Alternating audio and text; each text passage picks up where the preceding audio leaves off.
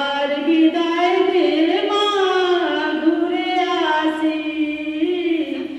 একবার বিদায় দে মা ঘুরে আসি কলের বোমা তৈরি